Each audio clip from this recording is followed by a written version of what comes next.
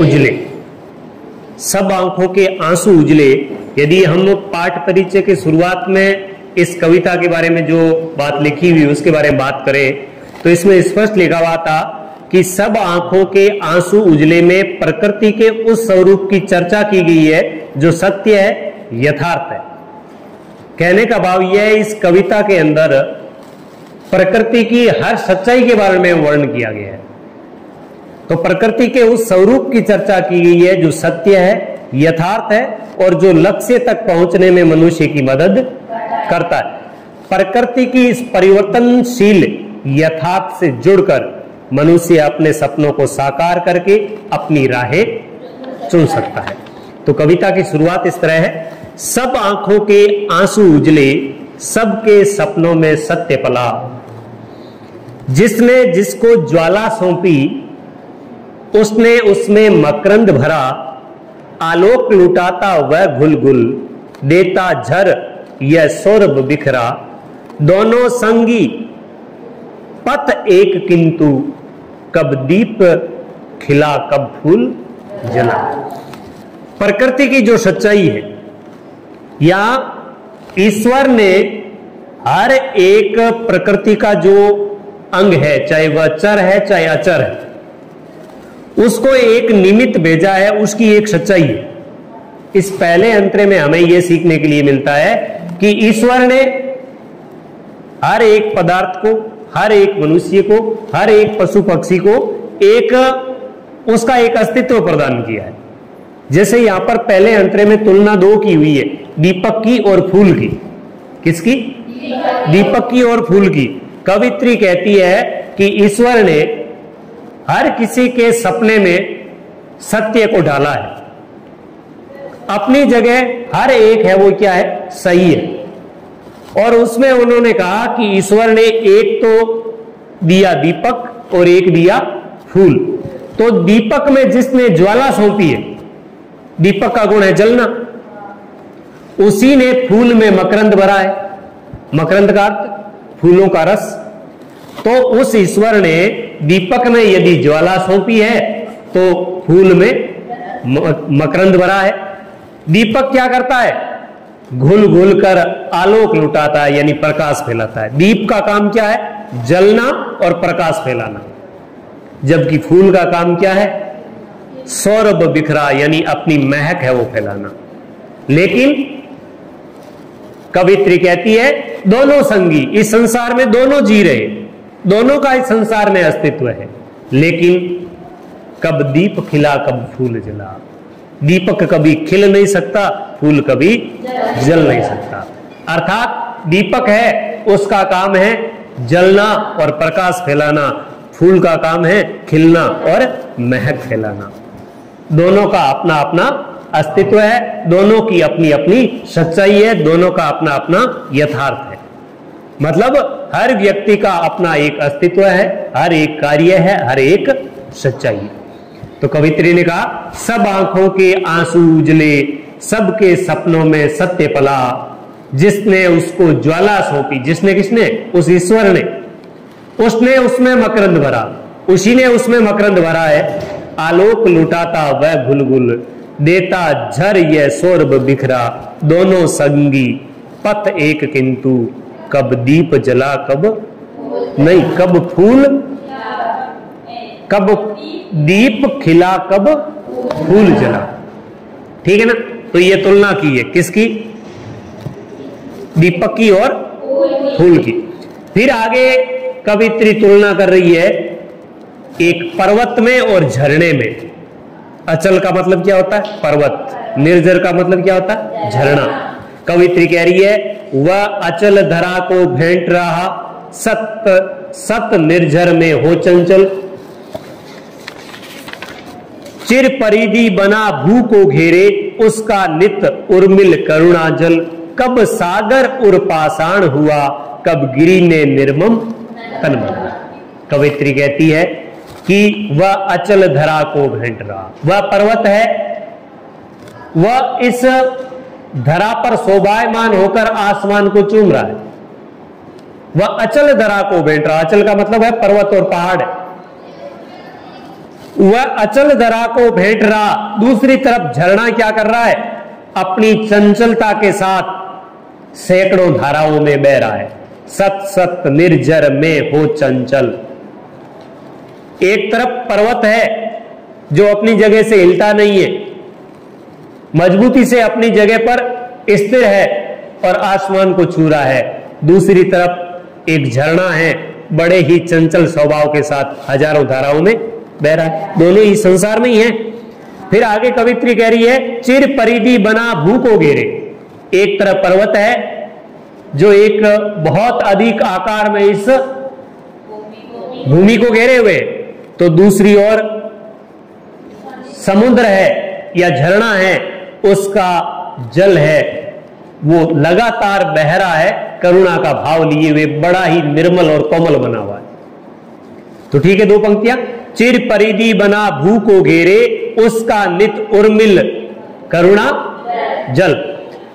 कब सागर और पाषाण हुआ। लेकिन दोनों का अपना अपना अस्तित्व है, दोनों की अपनी अपनी सच्चाई है कि न तो कभी सागर का हृदय है वो पत्थर बना है, और न कभी पर्वत है उसने अपना कठोर तन बदला है।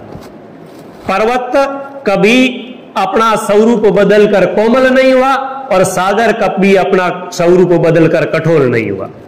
सागर की पहचान है कोमलता और पर्वत की पहचान है कठोरता। यह भी उनकी अलग अलग सच्चाई है। यह सच्चाई है, यह सत्य है कि जो पत्थर है, जो पर्वत है, उसका स्वरूप कठोर होगा, जो जल है उसका स्वरूप कोमल होगा। तो कवित्री ने कहा, कब सागर और पाषाण हुआ। उर का अर्थ हृदय, पाषाण का अर्थ पत्थर। कब गिरी ने निर्मम तन बदला। गिरी का अर्थ पर्वत और निर्मम का अर्थ है कठोर, तन का अर्थ है शरीर। तो कब पर्वत ने अपना शरीर है वो कठोर शरीर को बदला है, अर्थात नहीं बदला। आगे कवित्री ने तुलना की है, नभ तारक सा खंडित पुलकित, यह सुर धरा को चूम रहा। वह अंगारों का मधुर रस पी, केसर किरणों सा झूम रहा। अनमोल बना रहने को कब टूटा कंचन हीरे का पिघला। हीरे और सोने की तुलना, हीरे और सोने की तुलना। हीरा है, उसको काटा जाता है तब उसकी चमक आती है। हीरा होता है ना, हीरा है, उसकी जब कटिंग की जाती है गहनों में, उसकी जड़ती करने के लिए जब उसको काटा जाता है तब उसकी क्या आती है? चमक आती है। और सोना है, उसको जितना तेज आंच पर तपाया जाता है, जितना पिघलाया जाता है, उतनी ही उसकी आभा फूटती है, चमक फूटती है। तो कवित्री ने क्या कहा? नभ तारक सा खंडित पुलकित, आसमान के तारे के समान टूटा हुआ हीरा अपनी चमक बिखेरने लगता है। सुर धरा को चूम रहा, और उसमें इतनी अधिक कांति आ जाती है, इतनी अधिक चमक आ जाती है कि वह इस संसार में या इस धरा पर एक तरीके से आलोक या प्रकाश फैला देता है। कौन? हीरा। ये नभ तारक सा खंडित पुलकित, यह सुर धरा को चूम रहा। दूसरी तरफ सोना क्या है? वह अंगारों का मधुरस पी। वह मधुरस पीता है, लेकिन किसका? अंगारों का। क्यों? क्योंकि सोने को अंगारों के अंदर तपाया जाता है। तो इसका मतलब यह है, इस सच्चाई का भी पता चलता है कि जो व्यक्ति संघर्ष करता है, जो संघर्ष की भट्टी में तपता है, वो एक दिन निखरता जरूर है। जैसे सोना है, सोने को जितना तेज आंच पर तपाया जाता है उतना ही वह ज्यादा चमक देता है। वह अंगारों का मधुरस पी, जब वह अंगारों के मधुरस का पान करता है तो उसके स्वरूप में क्या बदलाव आता है? केसर किरणों सा झूम रहा। तो वह इतना सुंदर बन जाता है, केसर की किरणों के समान उसका सौंदर्य है वो निखर जाता है। किसका? सोने का। तो पूरा अंतरा, नभ तारक सा खंडित पुलकित, यह सुर धरा को चूम रहा। वह अंगारों का मधुरस पी, केसर किरणों सा झूम रहा। लेकिन दोनों की सच्चाई क्या? अनमोल बना रहने को कब टूटा कंचन हीरक पिघला। दोनों ही अनमोल है, लेकिन अनमोल बने रहने के लिए न तो कभी सोना आज तक टूटा है, टूटकर वह अनमोल नहीं बना है। उसकी सच्चाई यह है कि हमेशा वो तप कर अनमोल बना है। और न कभी हीरा है वो पिघल कर अनमोल बना है। हीरा हमेशा टूट कर ही अनमोल बनता है, सोना हमेशा पिघल कर ही अनमोल बनता है। क्यों? क्योंकि उनकी अपनी अपनी सच्चाई है, अपना अपना सत्य है कि सोना पिघलेगा तो अनमोल बनेगा, हीरा टूटेगा तो अनमोल बनेगा। तो कवित्री ने कहा अनमोल बना रहने को कब टूटा कंचन हीरक पिघला। आगे नीलम और मोती। नीलम मतलब विभिन्न प्रकार के रंग बिरंगे पत्थर होते हैं ना, कोई नीला होता है, कोई पीला होता है, कोई मोती के समान होता है, अलग अलग पत्थर होते हैं। अपना आमतौर पर जो अंगूठी होती है उसके अंदर देखते होते हैं ना। तो इसमें दोनों में नीलम एक पत्थर ही मानो, नीलम में और मरकत का अर्थ मोती में यहां पे कवि ने तुलना की है कि नीलम मरकत के संपुट दो। नीलम और मरकत दो अलग अलग पत्थर के ही भाग है, जिसमें बनता जीवन मोती। और वो एक तरीके से इस संसार में लोग बड़े चाव से उनको धारण भी करते हैं। जिसमें बनता जीवन मोती, इसमें ढलते सब रंग रूप। लेकिन हीरे और मोती है, उसमें नीलम है, उसमें सब रंग रूप ढल जाते हैं, लेकिन मोती की जो चमक है वो अलग ही होती है। मोती की चमक अलग ही होती है। दोनों पंक्तियां ना, दो पंक्तियां हर एक के पक्ष में। नीलम मरकत के दो संपुट, जिसमें बनता जीवन मोती, इसमें ढलते सब रंग रूप। किसमें? नीलम में। लेकिन मरकत में क्या होता? उसकी आभा स्पंदन होती। स्पंदन का अर्थ वैसे होता है धड़कन।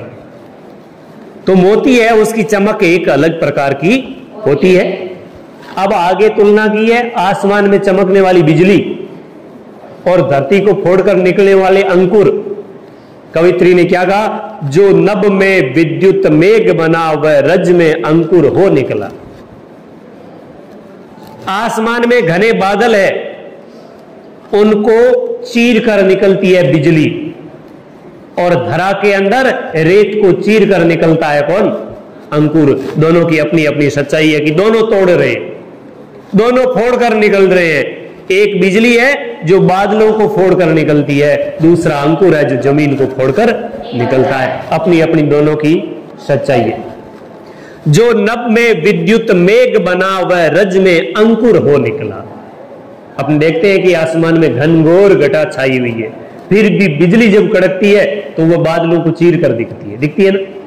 और एक अंकुर क्या होता है, एक बीज क्या होता है, उसकी क्या औकात होती है।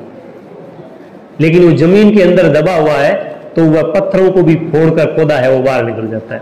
अब आप अंदाजा लगाइए कि उसकी ताकत कितनी है। कहने को तो वह बीज है, उगने को तो वह एक छोटा सा पौधा है, लेकिन जब धरती के अंदर उगता है ना, अपन बाजरी का पौधा ही देखे, गवार का ही देखे, मोट का ही देखे, जब वह उगने लगता है तो कम से कम इतने आकार की रेत है उसको वह ऊपर कर देता है और फिर जमीन से निकल जाता है। तो कवित्री कह रही है कि अपनी अपनी सच्चाई है, अपना अपना यथार्थ है, अपनी अपनी शक्ति है।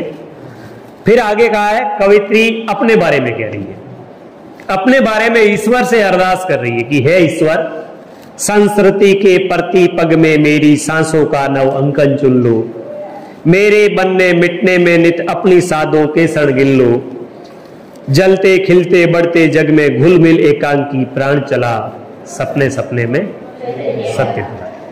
कवित्री कह रही है कि हे ईश्वर, इस संसार के प्रत्येक कदम पर तुम मेरी सांसों का हर अंकन है उसको चुन लो, मेरी हर सांस है उसको तुम गिन लो, मेरी हर सांस है वो तुम्हें समर्पित है, मेरी हर सांस में तुम्हारा नाम है। कवित्री क्या कह रही है? संस्कृति के प्रति पग में मेरी सांसों का नव अंकन चुन लो, मेरी प्रत्येक सांस है वो तुम्हारे लिए। कवित्री क्या कह रही है? मेरे बनने मिटने में नित अपनी साधों के क्षण गिन लो। बनना और मिटना मतलब सांस लेना और सांस छोड़ना। कवित्री कह रही है हे ईश्वर, मेरे सांस लेने में और मेरे सांस छोड़ने में तुम अपनी साधना के क्षण गिन लो। मेरी जो साधना है वो तुम्हारे प्रति समर्पित है। मैं सांस लेते वक्त और सांस छोड़ते वक्त हरदम तुम्हारे ही नाम का जाप करती हूं, तुम्हारा ही स्मरण करती हूं। इसलिए कोई जल रहा है, कोई खिल रहा है, कोई बढ़ रहा है।